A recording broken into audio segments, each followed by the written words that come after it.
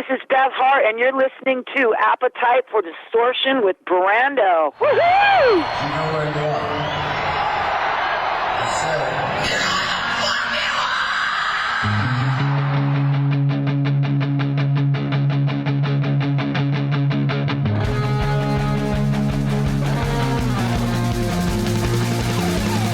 This is Appetite for Distortion.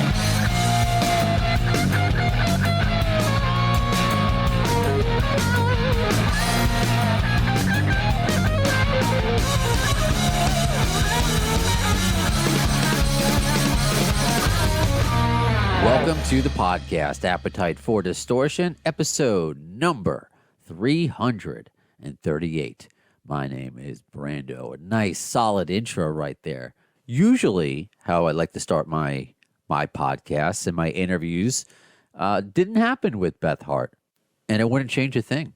And that's why I didn't change a thing. I'm only giving you this professional intro, semi-professional intro, so you know what's going on, that I did not make a mistake in editing. No, I wanted to show a big theme of our conversation today in this episode, and that's being vulnerable. Her with music, me with podcasting, us as people. And yeah, we talk about her collaboration with Slash, but this is unedited and the way it's meant to be. Beth Hart on Appetite for Distortion. Oh, hey, Beth, how are you? This is Brandon calling. I'm going from New York, Queens, New York. I was actually... Oh, no worries. I always think it's my fault, so no worries at all. Hold on 1 second. I'm just patching you through to my board here. Can you hear me okay? Yeah, I can hear you perfect. Awesome. Well, so what you were asking me, I'm from Queens. Well, I live in New York. I'm not from Queens, but I don't want to bore you with my life story. I'm here for you. First of all, welcome. You know what? Hold on. I wanted to have a whole spiel here. I didn't realize you were going to pick up so soon. Hold on. And I actually really love to hear about you guys when I talk to you. It makes me feel comforted, and yeah, so I love hearing about you guys, like where you're from, and you know what I mean. And so, were you born in Queens, or did you live there at some point as a kid, or? Actually, you know what? This is a nice, perfect segue into everything, because it kind of goes with my interview style. Why I do talk about myself, and then I get self-conscious about, am I talking about myself too much? Because I think it's going to relax the interviewer. And great, you're acknowledging that, so I am right. So yeah, just to briefly tell you, I'm from New York. My family's from Brooklyn. I like to say I'm from Brooklyn, even though I moved when I was 1.5.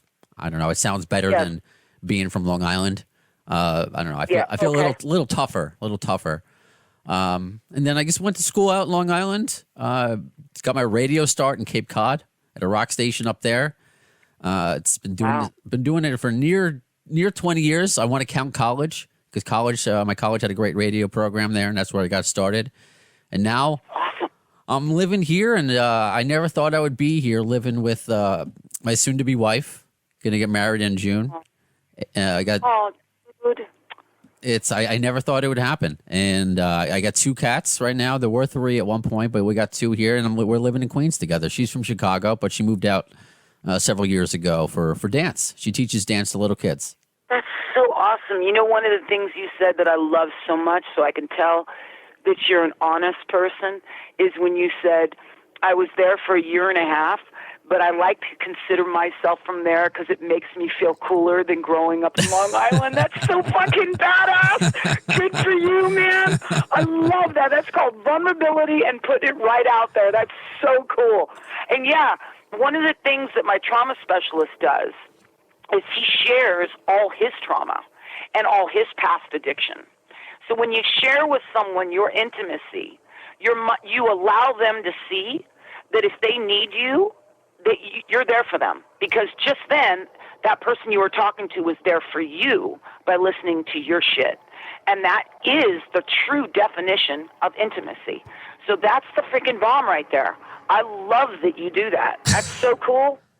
Thank you. You know what? This was a happy accident. I'll pretend that I did it on purpose, because I always want to have a conversational interview anyway. And I was just going to say, you know, just hi to you. How do we all sound? You know, once I connected you, my home base, you know, before the pandemic, I did a lot of recordings at, Yeah, I work for iHeart. The podcast is separate, but I was able to do it at the studios in Tribeca, New York. But now I have a home studio since the pandemic, and I was gonna just talk to you. When you have a hard out, when you got to go, and then I was gonna do my own little spiel at the beginning.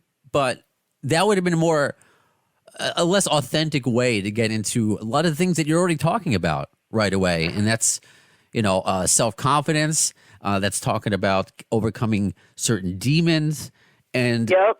what I found the most interesting, because it ties into what you're promoting, which is the best of all. What you're promoting is I couldn't believe that. I guess it was almost like method acting. The way you described it, reading up about this Beth Hart tribute, a tribute to Led Zeppelin. And I was like, okay, cool. Her voice. It's going to sound. Before I got to listen to it and everything else, and we'll get to that, of course, the sound and everything. But just to read about how you weren't there, kind of mentally a little bit. You weren't as angry as you needed to be for a rock screaming and yelling. A lot of your anger had died down over the years, I believe you said, and you were scared to reconnect to that. So can you talk about I knew, that? and also I'd been on antipsychotics for 18 years because I'd been misdiagnosed as a bipolar 1 ultradian cycler, when in truth, I'm a borderline personality disorder, which is not, that's in the DSM. So that's a personality disorders, and personality disorders do not need to be medicated. They need constant trauma therapy. That's the way they find healing and remission. Whereas with real medical, like schizophrenia, bipolar 1, bipolar 2, and major depression, those are illnesses that have to be medicated, or you literally are going to kill yourself or possibly somebody else. And the chances of that are extraordinarily high. So I was misdiagnosed. So when they put me on that shit, what that shit does is it basically numbs you the frick out and makes you very heavy, and you have a lot of side effects. And eventually you get tardive dyskinesia, where your life is over on antipsychotics. And antipsychotics were never meant to be on for a long period of time. They were invented only to be on for 5 weeks until lithium builds up in your system. And it takes 5 weeks for lithium to build up in your system. So a lot of people don't want to take lithium because it makes you like literally a zombie. Whereas you can take really light amounts of Seroquel, still sleep, and then if you're tripping, you can hit it. Well, I did this, and I was with a psychiatrist that just brainwashed me into believing I had this. But he also diagnosed me as borderline. So I did a lot of research on it. I've had a trauma specialist since I was 28. And that guy said, in no way, shape, or form are you a bipolar 1. You have to meet certain criteria. And even though I've been in 9 psych wards, every time I've been in, I've been on some kind of drug or alcohol. In other words, to be considered a bipolar 1, you have to be up for 5 days, once in one episode in a year, on no drugs. And then you have to have at least a 2-week depression period. Whereas with bipolar 2, you don't get that kind of mania, you get hypomania, and then you get much longer periods of depression, and then just major depression is where you can't get out of bed for at least 6, 8, maybe 3 months. So those are the criteria, and I didn't meet any of them. So during pandemic, after so many years of being on Seroquel, I had to gently and very slowly wean off of that. And even then I had to go on beta blockers for my heart because my whole system had been so suppressed for so many years that my resting heart rate was 150. And on beta blockers, it was 130. So I thank God for pandemic for me in terms of getting off that shit. And then when I got off it, I also made the mistake of having my mother come live here for 6 months trying to protect her. That was a terrible idea. Well, living and with then any I had mother, the news, sure. right? And then I had the news, which was, crazy with the death and then the denying of death and the conspiracies and then the marching for equality and people denying that there's such thing as inequality. And it was just, and I felt rage. And that's when I picked up the phone. I said, you bring me every fucking thing there is on Zeppelin, and I will love to learn it. Because all that anger and all my child trauma, all of it had been reignited. So I was literally chronic PTSDing again. Wow. And so it was the perfect time to learn that material. And that material was really healing for me. And here's the thing, the narrative of Zeppelin music is not angry lyrically. It's not. But musically, it reminds me a lot, not of blues. It reminds me of my favorite music, which is classical music. And classical music is the ultimate highs and lows, intense tempo changes, 1 minute it's soft, the next minute it's so aggressive. So much darkness and light all happening within one piece. And so I'm listening down to Zeppelin's music, and it's reminding me so much of classical music put to rock. And then you've got Plant doing total, like, blues, American, early blues soul singing, aggressive. So that was perfect for me to get all that stuff out, even though the narrative wasn't angry. But musically, it had all that I needed to get all that out. Wow. So that was very healing and very humbling and very inspiring as a songwriter. Wow. Very inspiring. It's just, it's incredible. This goes back to the first thing that you said about just sharing a story and going through your path just now made me feel comfortable to share more of mine. And I think it's unbelievable because it's like because you're right with Led Zeppelin and listening to it, because I got to listen to the whole record. I got my digital copy, and while it pays homage, you can sense the anger in your voice and just knowing where that comes from. And I identify with that because I'm sitting here right next to, I'm not going to take it for a few hours. I take it before dinner, but it's my Cymbalta. I have the Duloxetine, 60 milligrams. And I was kind of like you, I believe, I forgot what interview I watched with you, but you would be off on medication, you would be on medication, and it was a real struggle. And I was the same way. I'm like, I don't need this. I don't need this. And a lot of trying to get, how do I get my anger out in a positive way? And it comes out in unique ways.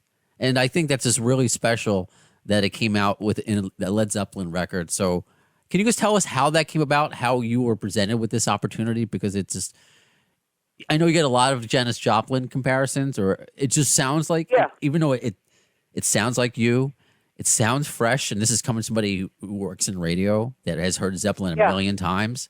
It sounds fresh. At the same time, it's this time capsule. What if Led Zeppelin collaborated with Janis Joplin? It's just so many things went on in my brain listening to this record. It's so funny you say that, because the very first time I ever heard Robert Plant, because my neighbor next door, who I love, Brandon, he was really into Zeppelin. And I hadn't yet been turned on to Janis Joplin. So I would hear a little bit of things. Like I'd hear Black Dog, I'd hear Babe. I love that. And then someone turned me on to Janis when I was in my late teens. And I went, wait a minute, this reminds me a lot of Robert Plant. And then when I started listening a lot to Janis, I kept thinking, were they friends? And then I thought, wait a minute, it was that generation. So you know how, like, when you listen to hip-hop now, you'll hear a lot of that language. It's like if you grew up in a Mexican family, even if you're a white person, when you talk, you're going to have an accent that's going to be a Spanish accent, because that's what you grew up listening to, right? I see what you're saying. So you know what I'm saying? So, like, I can totally hear Janis and Plant. Like, he's like the male version, and she's like the female version. Yeah. And they remind me so much of each other. And, like, with Steve Marriott, and who, frickin' that guy was ridiculous. He, to me, was on a whole nother level. And, like, he was listening to even more, like, black, frickin' hardcore, aggressive, dirty frickin' blues, singing his ass off. And then you got, like, Chris Cornell, who comes along, and, like, from Alice in Chains, Lane Staley, so genius and amazing. And I was thinking, oh, Chris Cornell, he's the best. He's the very best. Until I came across the dude who frickin's the bass player from Deep Purple. What's his name? And he did a bunch of records with Joe Bonamassa. So unbelievable. Glenn Hughes. Oh, sure. And when I heard Glenn Hughes sing, I said, oh, my God, Chris Cornell must have grown up listening to some Glenn Hughes. Because you can hear it's the riffing, it's the timing, it's the signature, the way they're breathing, the way they're announcing things. And you can really hear that. And I love that. I love that, like, when I listen to Amy Winehouse, I can totally hear how much of Sarah Vaughan and Dinah Washington she listened to. You can clearly hear it. It's brilliant. I love how we all influence each other. It's a beautiful thing, man. It really is. It's a spiritual thing. It is. Yeah. And you're such a, even though you've been in the game for what the kids call the game for quite some time, but you're such a student of it as well. Like, you know your history. Has it always been like that?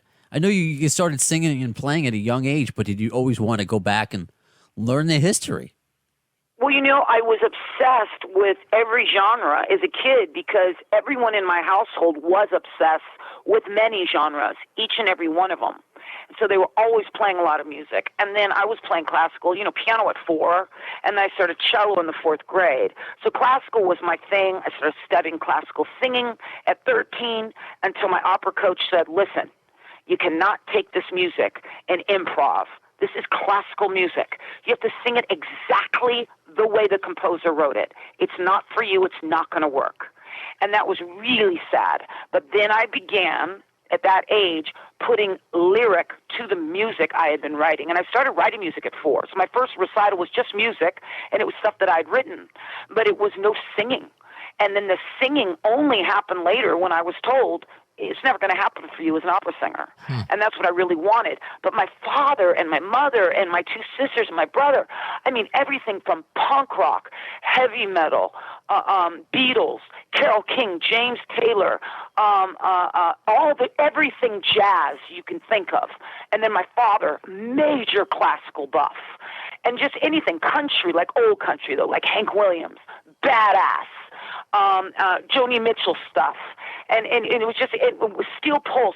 My brother just flooded me with so much amazing reggae. I love Bob Marley, love Peter Tosh, but Steel Pulse, hands down favorite. And then my best friend Ron, who I met at High School Performing Arts, he threw Donny Hathaway my way, Etta James my way. He threw, who else did he throw my way that was so freaking brilliant? Big Joe Turner I was listening to with my early boyfriend, Mike Garcia, who I actually lived with in Brooklyn, New York, Bensonhurst when I was 14. That was a nightmare. Oh. But yeah, so and then people started giving me because I was singing, at 15, 16 out in the clubs, down in the Chitlin Circuit, down in South Central. So people started giving me box sets of Robert Johnson. And so I just kept getting flooded all these different genres. And every genre I came across was remarkable, not just the singers and the musicians. It was the genre of music itself. And it just was mind-blowing. And to this day, it's mind-blowing. Hip-hop and the way that has, when it first came out, I remember in the 7th grade, so I hated everybody at school. And I dressed like a cholo. And I would deal shake. So I would smoke the bud, and then I would take the leaves and cook it in the microwave.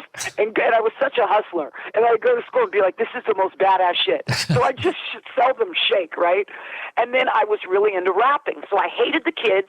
I'd always break into the auditorium and just play the piano in there. But when I wanted to have a day where I wanted attention, I'd make them sit down and listen to me rap. So this was really early rap, way before the 90s gangster rap when it became pop. This was early shit, right? And then you had the freaking Chronic come out, which was like the Bible, and NWA, and how amazing all that stuff was. But then now you have Kendrick Lamar killing it. Kanye, we know he is one of the greatest narcissists of all time. Yes, we know this. But you can't doubt the fact that the guy's a freaking genius. He never repeats himself. He's phenomenal, a phenomenal artist. And it just keeps going. It just never ends. How much talent and how much inventiveness there is. And the thing I love about art the most is it seems to always morph and change after some kind of catastrophe, after some type of horror, some type of suppression, some type of evil. And it's like necessity is the mother of invention. So if they don't come up with something beautiful, their souls die. And so you look at American music and the slaves and what they went through, and boom, Baptists. And if you listen to Baptist music, you'll hear rock and roll, hip-hop, jazz, blues. You hear it all in just that one genre. And then it just keeps going. And that's what I love. I love that about art. It's fucking awesome. It's church. It's healing. It doesn't matter if it's all positive lyric or horribly negative lyric. It doesn't matter. It's a way of looking at the mirror of ourselves through any type of art form. And it's so much fun. And challenging and humbling, and it kicks the shit out of you. But then it turns around and hugs and kisses you and lets you know, hey, motherfucker, this is here to heal you, not to make you rich and famous. It's here to heal you. Be grateful. Wake up and go do it. That's it. That's it. It sounds so simple, But I think you're right in so many ways, and I know I only have you here for so long, and you've collaborated with so many different artists. But I'm wondering, I'm just picturing myself as a fly on the wall because I could see you having this kind of conversation with somebody who's also seems to have a great appreciation of not just the genre that he's known for, but different ones, and collaborating with different people, and that's Slash. You know, obviously, Appetite for Distortion. So I'm just curious. What did you bond with Slash over when you first met him? Like, was it this philosophical? Was it just were you fans of each other's music? Do you remember when you first crossed paths with Slash? Yeah, so this is what I love the most about Slash. By far, hands down, he's a total bro. So he's a true team player. So, you know, when you see basketball and football and how badass those guys are, and then they get interviewed after they win the game or lose the game, and they always give it up to their teammates and the coaches. That's what they do every single time. And that's what's so badass about Slash. He recognizes that no man is his own island. He is with his brothers, and he's a team player. He's just one of the coolest dudes in the world. I don't find him to have any ego whatsoever. None. Zero. And he's one of the most recognizable in terms of, like, you see Marilyn Monroe, you see Elvis Presley, you see Slash, you know who they are. Yeah. Even if you live on a friggin' island somewhere and you've never seen a TV. I say that if you see a all the photo of time. Slash, you go, oh my God, that's Slash. You know what I mean? I put up a tweet and just like I just put up Slash's silhouette, and I said arguably just from his silhouette, his shadow, he is the most recognizable alive musician on the planet. Totally, right? Totally. Absolutely. And couldn't be more down to earth. And I love that. I love that. Because that's the point. That's how you get old doing this thing, man, is you keep your fucking feet on the ground and keep that ego away, man. Edging God out. EGO. Keep that shit out. And freaking know how freaking lucky you are to A, breathe, and B, be able to hook up with other people and basically stay in the 7th grade for the rest of your life and get paid for it. That's it. You just get to have a good time. And don't take yourself so freaking serious. We're not doing freaking brain surgery, you know? It's just music. Yeah, I like that. Staying in the 7th grade your entire life and just enjoying getting paid for it. Yeah, you're right. You know, because You understand? in 7th grade, I guess hysterical. I was more into like sports broadcasting, but I would pretend to announce Yankee games, you know, in the 7th grade, you know, in my room. So yeah, totally. Yeah. That's amazing. So I'm glad you guys crossed paths. Like, how did you cross paths? Was it a mutual acquaintance? So he saw me. Yeah. So Jeff had called me after Jeff and I had done a writing session together, and he saw a DVD I had done a few years earlier in Holland, and he goes, I want you to be my singer for a U.S. run. I haven't done a U.S. run with a singer since Rod back in the 70s. Would you be into doing it? And I'm like, yeah, of course I would. So I went out and did that U.S. run with him, and Slash saw me at one of those shows. Then Slash called and said, listen, I'm making a record. I want to know if you want to do a co-writing with me on one song. Each song on this record is with a different artist. So we wrote a song together, but the song I wrote with him ended up not making it to that album. It ended up going on an album to help the relief of the massive hurricane that had come through and hit in Haiti? what's that country? If I'm remembering the right, you got to forgive me. I never went to geography, man. I walked into geography class and I looked around. I said, bye. It's one of our main, and so everybody raised a bunch of money and dedicated a lot of records to it. And so that's where the song ended up on. But we still remain friends to this day. I'll sit in and play with him locally in town once in a while. And I just saw him at Mate's rehearsal before I left, and he said, hey, man, get ready. You're going to have a ball on this tour. He goes, people are out of their minds in the shows. They're having so much fun. And he was right. The U.S. run that we just finished was the most fun I've ever had touring the U.S. It was just, and we get to go back and do more of touring in the U.S. in 3 weeks. Okay. So we're so excited. Oh, that's awesome. And the song I believe you're referring to is Mother Maria, right? Yeah. Yeah. And was that for for Haitian relief? Was that for Haiti? Yes. Okay. Yes. Okay. It was for the Haitian relief. Yes. That's where that ended up. So Yep. can you guys again, I only have you here for a few more minutes. Like, how did that songwriting, if you can, a little more detail of how it came together, Mother Maria? Because I want to give. I always like to get my listeners involved as much as I can. So this is from the Tyler86 on Instagram.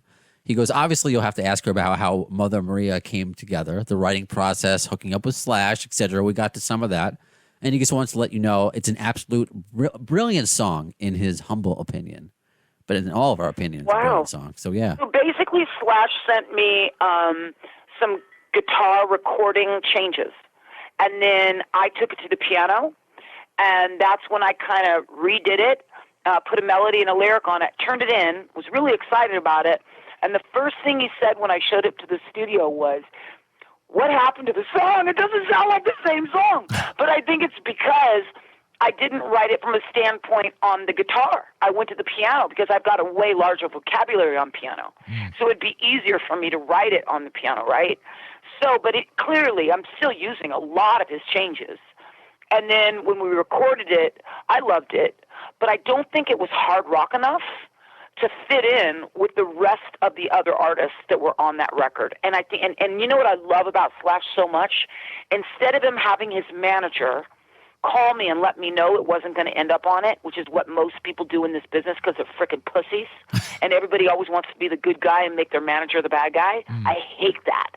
He personally called me himself. And he said, "I'm really, really sorry, dude, it's not going to make it to my album, but we are going to do it for a relief album. And then it will also go to iTunes." And I'm like, "Right on, man. Thank you so much for calling and letting me know that." And I just love that. I love the respect of him doing that himself like that. Yeah, That's right so on. cool. Yeah, right on. Yeah. Absolutely. I mean, how many of us can identify with that? They get somebody else, a boss to do their dirty work, their lackey or whatever. And for Slash, he doesn't need to do that. And I'll just say, I mean, it's obviously the record's been out for several years. I don't care if it's hard rocking enough. You love the ballad. So it's out regardless, wherever you find it, whether it was on that original album or by itself. So I'm just glad that you two got to collaborate, especially you both being blues-based. I mean, that's just... I hope more in the future. I mean, I don't know if that's... Yeah, I love that guy. And that guy also quit smoking. He inspired me. It took me a long time. I tried to quit a bunch of times. His mama died, from being a smoker, and that was it. He quit, and then finally, now I've got a little over a year, but when I tell you how easy it was to quit this time, I know it was God. Because the same thing with alcohol. I've been drinking off and on since I was 11, just like they talk about the drinking disease just gets worse and worse. And it got so bad to the point where I knew I was going to just die by aspirating. And, I'm not going to go into the whole story with you of how it finally worked, but literally since my last time of drinking, which has now been 7+ years, January 3rd was my 7 years, not once, not even during pandemic, nothing has made me crave alcohol, not once. And same thing with smoking, not once. I can be around people drinking, I can be sitting at a bar, I can be freaking around people smoking, and I have no desire. And that's God right there. That's just doing for me what I couldn't do for myself. And I didn't do it through AA. I actually did it through church. And I was in and out of AA since I was 13. But it just didn't work for me. And I know it works for others because I got several friends who've got a ton of years, and they're very dedicated to AA. But what worked for me was it was church. And particularly this pastor who helped me. She didn't get preachy and do all that kind of stuff, and not religious-y like that. She's a Christian, but basically what she sat me down was this. She goes, "Look, this is your way out of hell, gratitude. So everything that's ever happened to you, no matter how much trauma, no matter how much shit you've been through, look at it as a badge of honor. Look at it as God saying, I'm going to teach you and stretch the shit out of you and let you see that you will become more compassionate, more loving, and able to share what you've been through and help others because of what I've given you. So the easy parts of life, that's nice. That's nice. That's a little piece of cake. But the hard parts of life are the actual meal. That's where you're really being nourished." And when she helped me to look at it that way, that's when the drinking and the smoking, I'm like, I'm done. And I self-medicate, but I do natural things, like I do shrooming for trauma. That's been a major impact on me. And I never shroomed as a kid. I didn't like it, but I was taught how to do it by my trauma specialist. I do take a mood stabilizer, a very mild one called Lamictal. And then I do a slew of morning vitamins specifically for depression, and then evening vitamins specifically for mania. And then along with yoga and boxing, I just hit the shit out of my bag today, gardening, swimming, and prayer. And those things, it doesn't make me perfect. I'm still an asshole. I still have my days of being very, very without any graciousness. But I'm not cutting myself. I'm not beating myself with a brush. I'm not attacking people. I'm not doing a lot of the things that I did for years and years, you know? So that really kind of got me going in the right direction, man. And I feel really grateful for that, you know? I'm grateful for you, for your family, putting that out, because I'm sure many people identify with that. Yeah, the theme of this podcast is Guns N' Roses, but I always say the underlying theme, because I talk about it, is mental health, because it relates to a lot to Slash and others. And since I'm the host, I can't help but talk about it. Your music is your outlet. Yes. This is my outlet. So yeah, just for me, 6 years without alcohol. You know, I self now it's legal in New York, so I do smoke the marijuana. I mean, Guns N' Roses makes GNR bowls and bongs, so they're promoting it as well. But you said something really special, and I want to wrap it up here because it's something I think it encompasses the entire conversation. It was, and I believe your short documentary on your YouTube, and I'm somewhat paraphrasing, shine a light on the dark, even if that makes you the biggest dick or the biggest loser. And I just think that's great, and that's what I tried to do. Even if I come off as a dick, I don't want to. If it makes me come off as a loser, which I feel a lot of times, if it helps somebody else, if it in the end of it's helping me shine a light on it, that's great. So the fact that you're still not just making music, that you're not just touring, thankfully, because of COVID and everything, we were all unsure for a while. But you're still talking about everything. It's so important. You've been talking about this well before. It seems like the world now is thankfully catching up to mental health, but it took a while. So I just wanted to get that all out there. Yeah, and you know the next thing I really hope people start catching up to, too, is people that are murderers and rapists and child pedophiles. That is a seriously deep mental illness. And it's a combination of an inherited gene and serious abuse. Or it's psychopathy, where you're born with no nervous system. Yeah. None. Right? And people have no compassion for that. And that's something I think very, very important. People've got to catch up to that.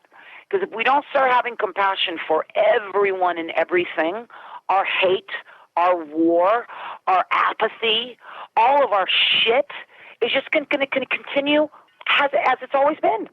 And I'm not saying it's the answer to world peace. I'm not saying it's the answer to anything. What I am saying, though, there is something about not like fuck forgiveness.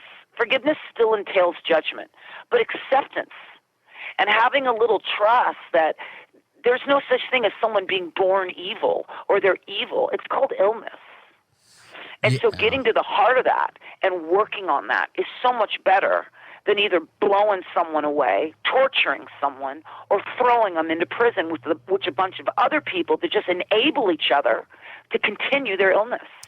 Yeah, we are such a complicated species, and we're obviously we got to do it the right ways because something's not right. We shouldn't be harming ourselves. You're right. It's not like it's the movies where somebody is, born evil, like Dr. Evil or something like that. So I understand that in a larger, deeper conversation, and I appreciate it because that's how often I think, and it's hard to convey that to people without, getting into that deep conversation. But you allowed me the time to do that today. If anything, just take your anger out through a tribute to Led Zeppelin. That's how I tie everything around. and beating the shit out of the garden. My garden right now is so scared of me. I swear to God, they're like, Jesus, we got this. Please, give us a break. I know. Oh, my God. Beth, I mean, this was a pleasure. Obviously, we can keep going. I hope we get to do this again. Just continued, just being you. And you're, next time you're around in New York, I would love to see you live. When you're... My girlfriend, she was excited. My fiance, I should say, she was excited to that I was talking to you today because she's been a fan of yours as well. So we'll both be there next time you're in New York City. I'd love that. You're a pleasure, man. Really, I had such a good time talking to you. This is what it's about. You know what I'm saying? It's not about just promoting your fucking product. It's about having relationships. Because when I talk with you like this today, I get to. It's a spiritual experience. It is. It is. one human sharing with another human and then them sharing back. And that's it. That's growth. That's learning. That's love. That's a relationship. And that's fucking the most important thing in the world, man. That's the most important thing in the world. Beth Hart gets it. Beth, why don't more people? Beth Hart gets it. She does. I don't know if I get it, man. I think I'm just trying to get it. I'm trying to get it. Aren't we all? Aren't we all? We're all trying to find our way. Well, Beth, thank you so much for your time. Absolutely. Thank you. It was a pleasure. You're a sweetheart, man. And congratulations on your engagement. That's awesome. Thank you so much. You were awesome. Thank you so much. You have a great one. Wow. That was a fun, intense interview.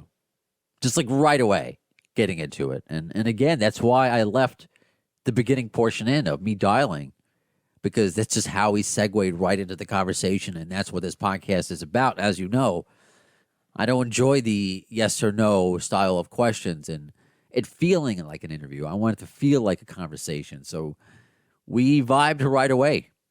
Her personality was perfect for the style of interview that I do. And she was just a lot of fun. And with the podcast, the kind of behind the scenes that I like to give at times, that's why I left in the beginning.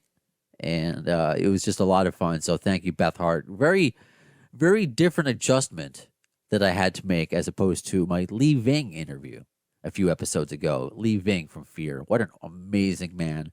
Super sweet, super nice. But I want to talk about that in a little bit because of just the pivot I had to make in this interview compared to that. And all the kind words that many of you put out there with the Lee Ving interview, I was worried about it, actually, how it would be perceived. So let's do that under a segment. We did last episode, we brought back Fan Obsession with Ava Lawless. We did Appetite for Discovery with Christian of The Cruel Intentions. So I'll read some of your Lee Ving comments, along with some other comments and messages that you write. And we do this in what we call, or what I call, Mr. Mailstone. Here's the mail, it never fails. It makes me want to wag my tail. When it comes, I want to wail.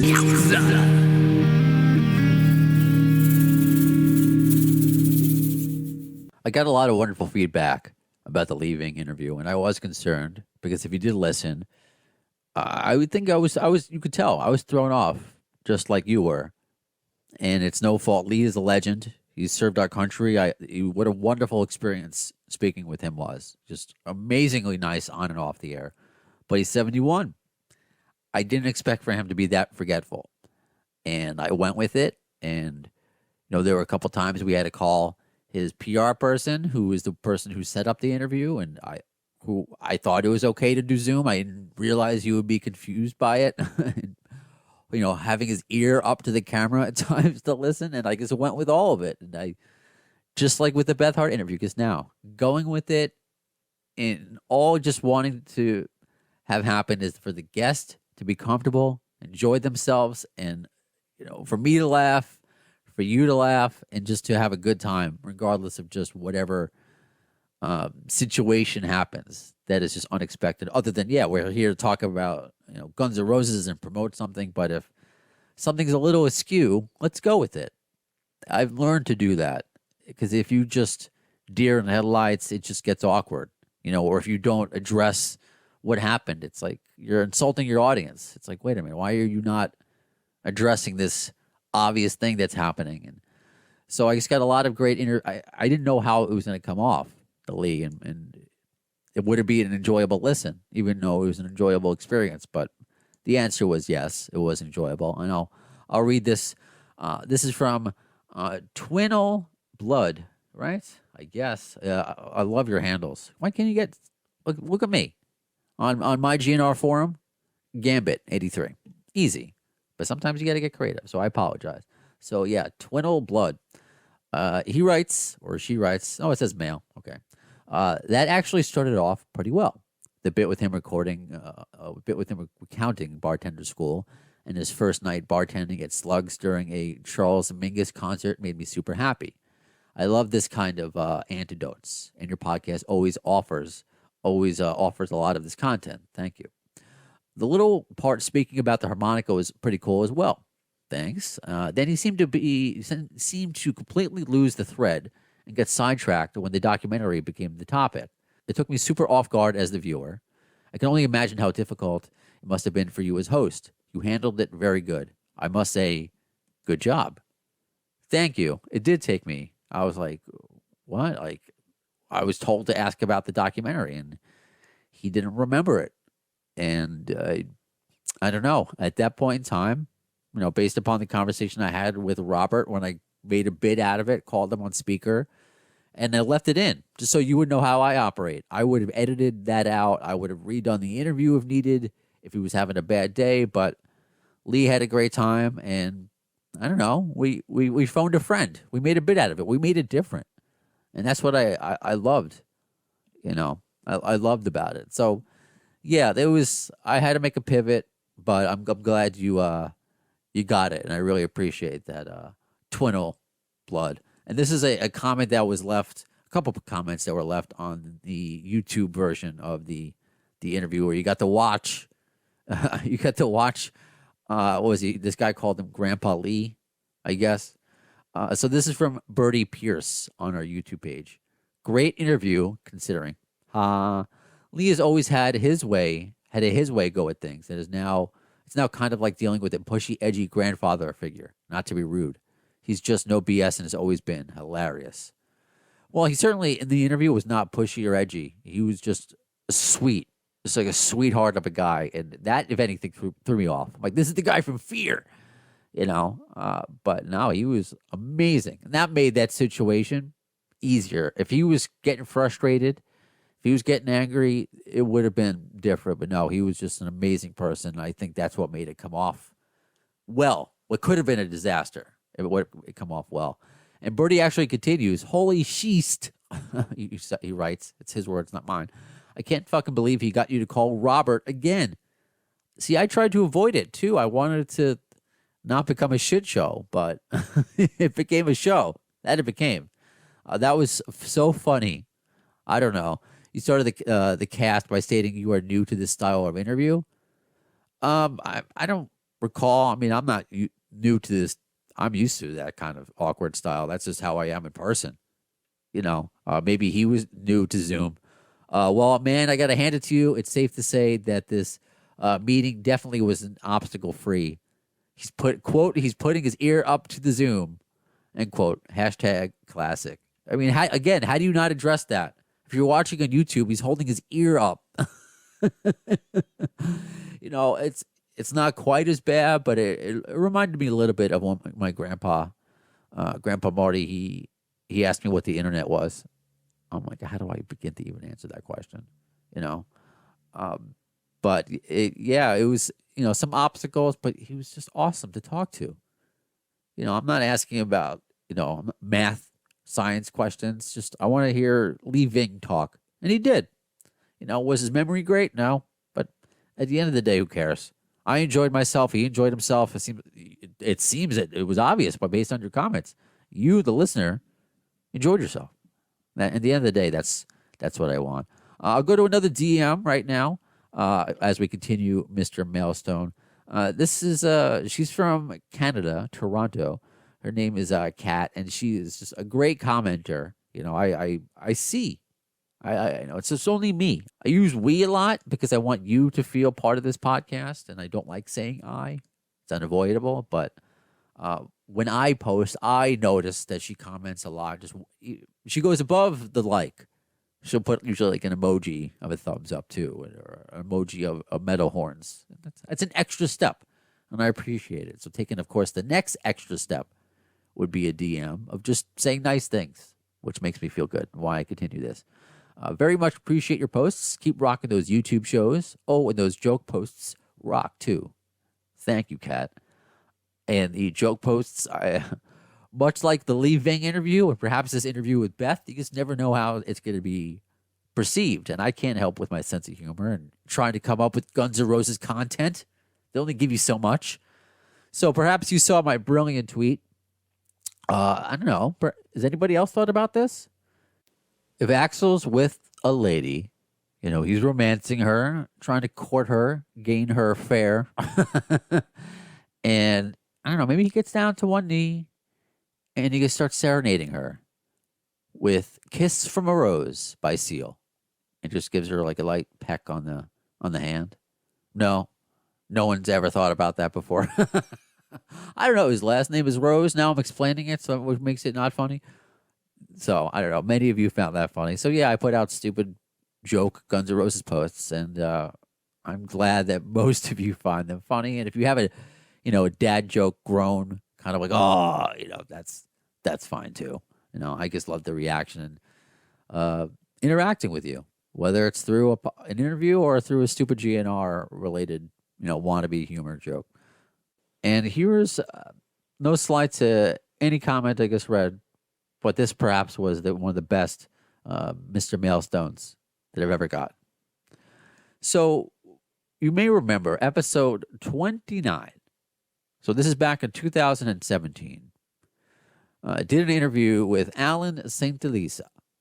He is a guitar player from the band Shire, long since broken up. But if you don't remember or don't recall, Shire was, Izzy was in that band before Guns N' Roses. Izzy actually played bass in that band for maybe 5 or 6 shows. Alan and him hit it off. They were friends. Alan was friendly with Izzy. He came in studio, told these great stories. Just one of the most fun guests, and just a total charismatic guy, Alan St. Elisa.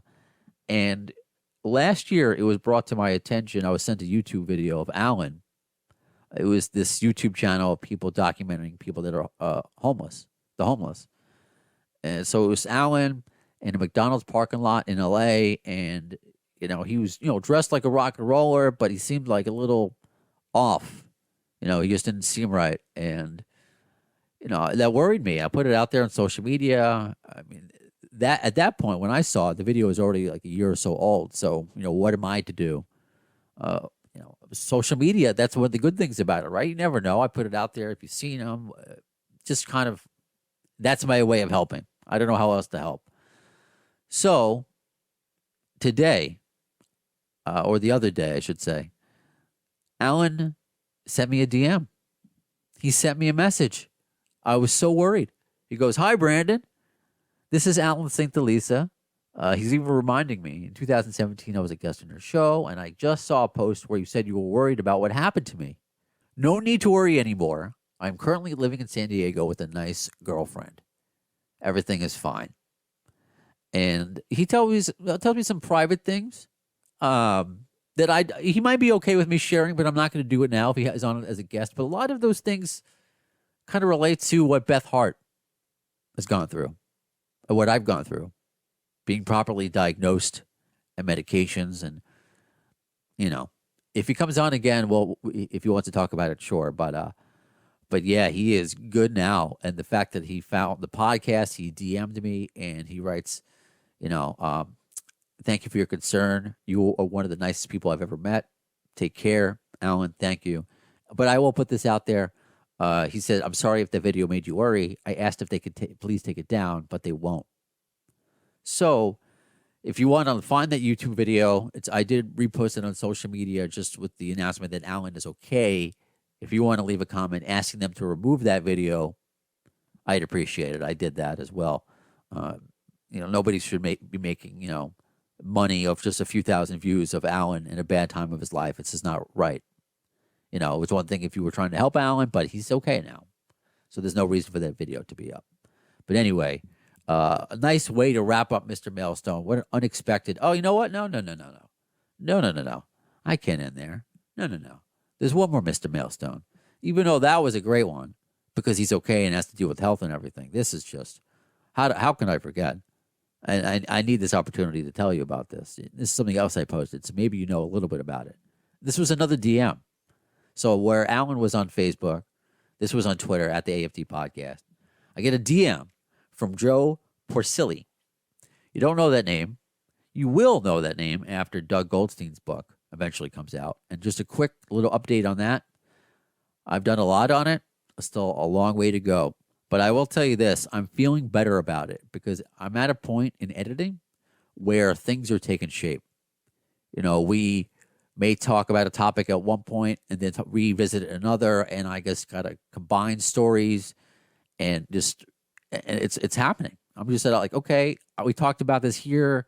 Let me go back. Okay, you know what? Let me save this for that, and this is gonna be a good chapter. So it's taking shape. It's just a lot more needs to be done. So it's happening. But speaking of the book, tell me what you think about this. This was crazy.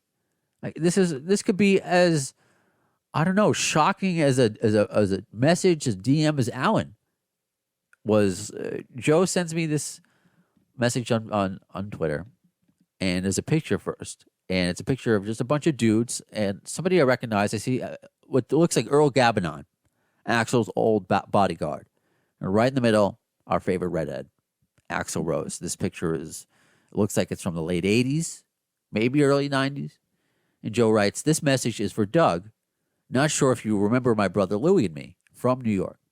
Just wanted to drop a line and say hi." And sometimes, and I've encouraged this because of the book, if you want to get a message to Doug and you can't reach him on Facebook or something, ask me and I'll get it to Doug. So I did that immediately. Doug was like, "Oh my God."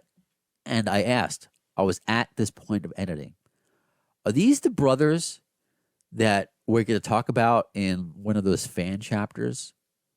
Yes, those are those brothers. And thankfully, Joe kind of rejiggered his memory, Doug's memory. Doug was a little forgetful, which I'll do my best for the book, obviously. So no fault of leaving. I forget stuff. Doug forgets stuff. So Doug, we were writing about these two Bronx brothers, Doug and Vinny. And he just remembered, he's like, oh, Duff would go over their house for this nice Italian meal. And this is going to be in the book.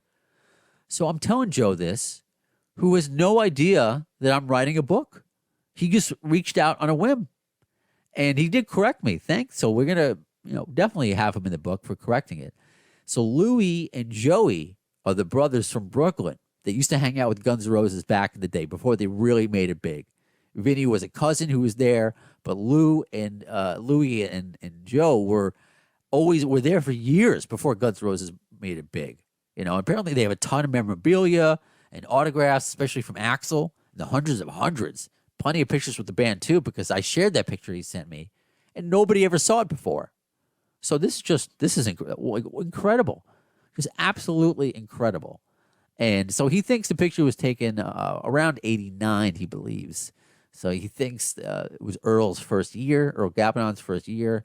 So I just think it's absolutely just incredible that this person messaged me, not knowing I'm writing a book about Doug, and at the time where I'm editing his portion of the story. Just wow. I mean, what's creepier or crazier or just more awesome? How many adjectives can I throw out there? Showing both sides of it. They get that DM, and then they get Alan's. Because I was thinking about him recently. I was like, shit, man. I guess I don't want it to come back, just a sad story, and it's not. It's a happy ending. I know how that sounds out of context, but it seems like a happy ending for Alan St. Elisa, and it's just absolutely, it's amazing. And so yeah, that's where I'll end Mr. Maelstrom. How can I forget that? Two big ones right there. So that does it for this episode of Appetite for Distortion. Next episode, most likely, will be the return of Mark LaBelle of Dirty Honey. First time he was on, it was just for 10 minutes. It was with Wolfgang Van Halen. Good time, fun time, but we're going to get Mark by himself for a little bit longer, and we're going to talk about, because he's calling from the road, I'm pretty sure he knows how to use Zoom, so there's going to be no issues there. And I got to talk hockey with Mark LaBelle. I need to do that as well. Don't you love that when I get sidetracked with other things? Like when I would be talking to Alan Niven, ex Guns N' Roses manager, all these great stories that we can start talking about hockey. Don't you love that? But as Beth Hart proved today, you got to show a bond, and that's how you get the best out of an interview, right? So look forward to Mark LaBelle. What else? What else is to come? I don't know. Best way to keep in contact with the show in between interviews, in between episodes, social media.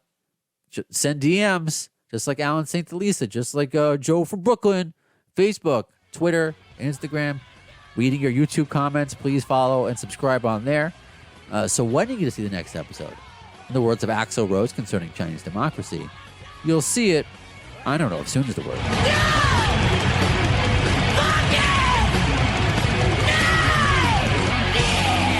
Thanks to the lame ass security, I'm going home.